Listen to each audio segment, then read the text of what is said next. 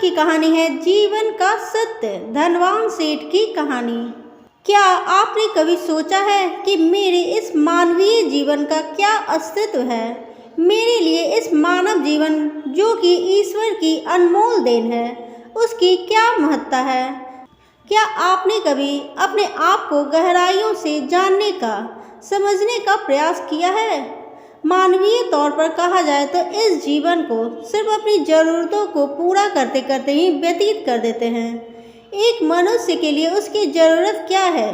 रोटी, कपड़ा और मकान, यही ना? पर यह असल सत्य नहीं है। हर मनुष्य का जन्म इस धरती पर एक विशेष कारण से होता है, जिसे हम धीरे धीरे समय के साथ समझते चले जाते हैं।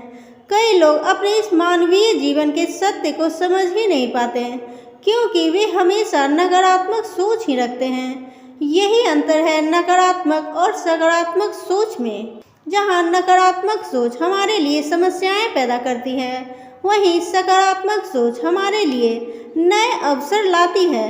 आइए हम जीवन के इस सत्य को एक कहानी के द्वारा समझने की कोशिश करते हैं। धनवान सेठ की कहानी।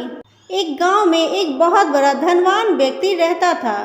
लोग उसे सेठ धनीराम कहते थे। उस सेठ के पास प्रचुर मात्रा में धन संपत्ति थी, जिसके कारण उसके सगे संबंधी, रिश्तेदार, भाई बहन हमेशा उसे घेरे रहते थे। वे उन्हीं के राग अलापते रहते थे।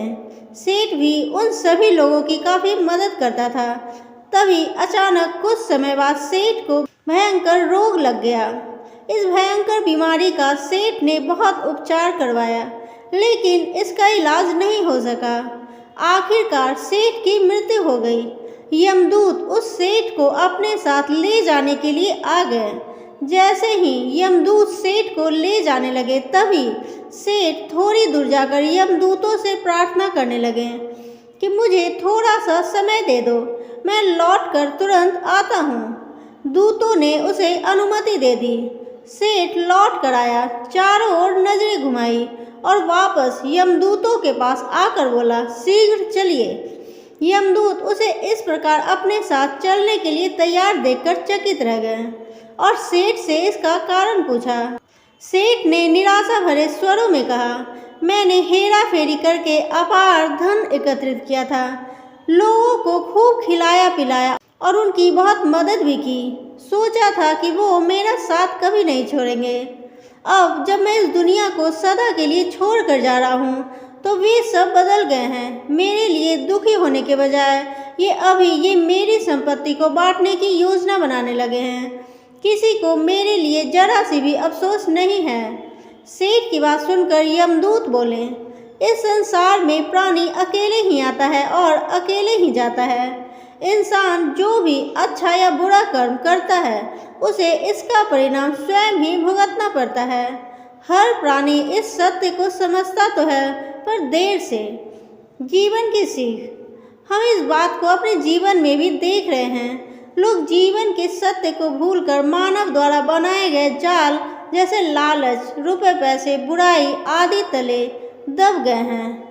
आप जो भोजन ग्रहण करते हैं वह पेट में 4 घंटे रहता है। जो वस्त्र पहनते हैं वह 4 महीने रहता है।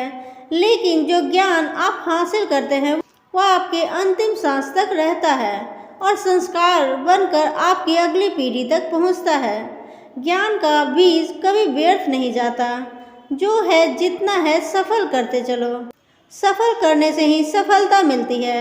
हर व्यक्ति को सकारात्मक तरीके से देखो, सुनो और समझो। हम जितना ज़्यादा पढ़ते हैं, सुनते हैं, समझते हैं, हमें अपनी कमियों का उतना ही ज़्यादा एहसास होता है और इसी कमी को दूर करके हम सफलता की मंजिल और अपने कदम बढ़ाते चले जाते हैं। क्या लेकर आया था, जो क्या लेकर जाएगा। कर कुछ ऐसा जाओ कि लोग तुम्हें याद रख जाएंगे। आपको बस यह करना है, कोशिश करो कि गलत काम नहीं करना है। किसी चीज़ को लेकर ज़्यादा लालची नहीं होना है।